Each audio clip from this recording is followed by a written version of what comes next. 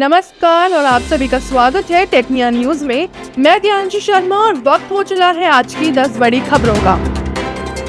शनिवार को देश भर की 47 जगहों पर रोजगार मेले का आयोजन किया गया। रोजगार मेले में प्रधानमंत्री नरेंद्र मोदी ने 51,000 युवाओं को नियुक्ति पत्र बांटे हैं। साथ ही पीएम मोदी ने वीडियो कॉन्फ्रेंसिंग के जरिए युवाओं को संबोधित भी किया। उन्होंने कहा कि सरकार का उद्देश्य पारदर्शी और ईमानदार भर्ती प्रक्रिया को आगे बढ़ाना है।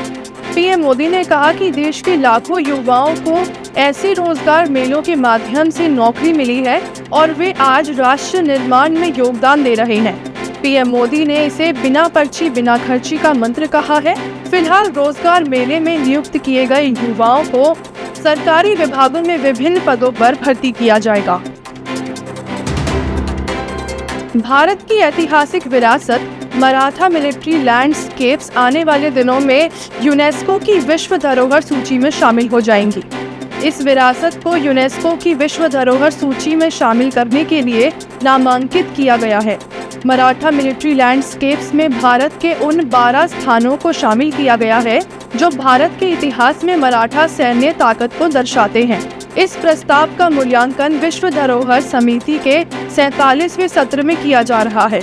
यूनेस्को विश्व धरोहर समिति के 47वें सत्र का आयोजन 6 से 16 जुलाई तक पेरिस में किया जा रहा है। इस सत्र में दुनिया भर से कुल 32 नए स्थलों के नामांकन पर चर्चा की जा रही है। बिहार विधानसभा चुनाव को लेकर इलेक्शन कमीशन एक्टिव मोड में है। राज्य निर्वाचन आयोग ने पटना कार्यालय से बिहार की रजिस्टर्ड उन 17 राजनीतिक पार्टियों को नोटिस थमा दिया है जिन्होंने 2019 के बिहार विधानसभा चुनाव के बाद किसी भी चुनाव में हिस्सा नहीं लिया है। आयोग ने चुनावी निष्क्रियता पर संबंधित दलों से 10 दिन में जवाब मांगा है। लोक प्रतिनिधि अधिनियम 1951 के तहत सभी रजिस्टर्ड पार्टियों को विशेष अधिकार और सुविधाएं मिलती हैं। ऐसे में अधिकारों का लाभ उठाकर निष्क्रिय रहने वाले दलों को अब आयोग डीलिस्ट करने पर विचार कर रहा है। दिल्ली के रोहिणी स्थित Tecnia institute of advance studies में नए सेशन 2025-26 के लिए एडमिशन प्रक्रिया शुरू हो गई है। इच्छुक छात्र अंडर ग्रेजुएट कोर्सेज जैसे BBA, BCA, BCom और BHMC में दाखिला ले सकते हैं, जबकि पोस्ट ग्रेजुएट कोर्सेज में MBA और MCA प्रोग्राम्स के लिए आवेदन कर सकते हैं। टेक्निया इंस्टीट्यूट गुरु गोविंद सिंह इंद्रप्रस्थ यूनिवर्सिटी से संबद्ध एक प्रतिष्ठित संस्थान है जो उच्च गुणवत्ता वाली शिक्षा के लिए जाना जाता है।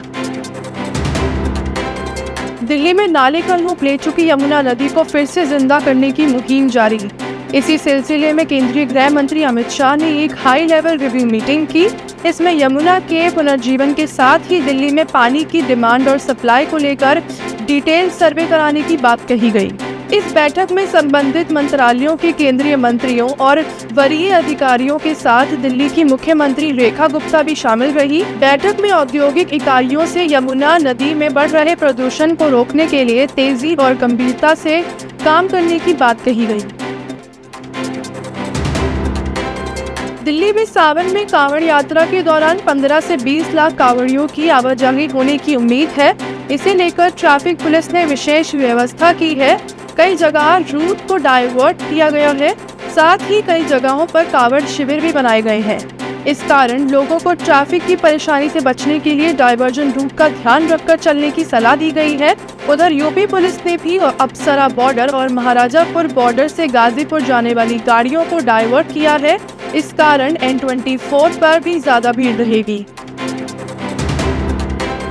दिल्ली में पटाखों पर लगे प्रतिबंध के बावजूद पटाखों की ऑनलाइन बिक्री जारी है।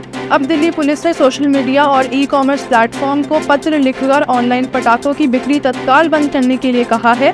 पुलिस ने बैंक्वेट हॉल और फार्म हाउस के मालिकों से भी शादी समारोह में पटाखों पर लगे बैन का पालन करने के लिए कहा है। दिल्ली NCR में बढ़ते हुए प्रदूषण को देखते हुए दिल्ली सरकार ने 19 दिसंबर 2024 को पटाखे बेचने पर पूर्ण प्रतिबंध लगाने के आदेश जारी किए थे।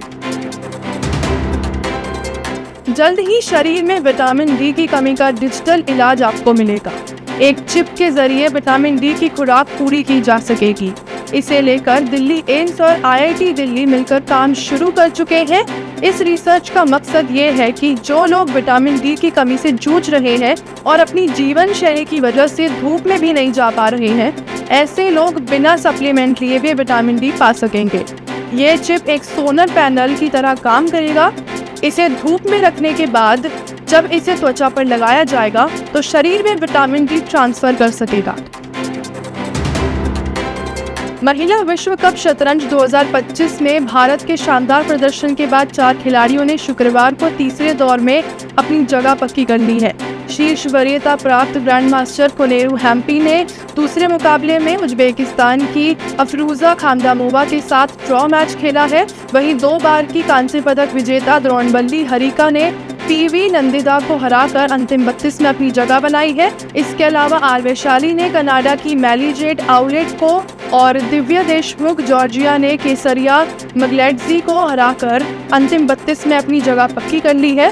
महिला विश्व कप शतरंज 2025 का आयोजन 5 जुलाई से 29 जुलाई 2025 तक जॉर्जिया के बटूमी में हो रहा है।